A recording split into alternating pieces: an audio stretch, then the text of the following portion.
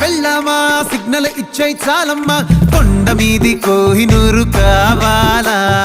జంగిలెల్లి జాగువారు తేవాలా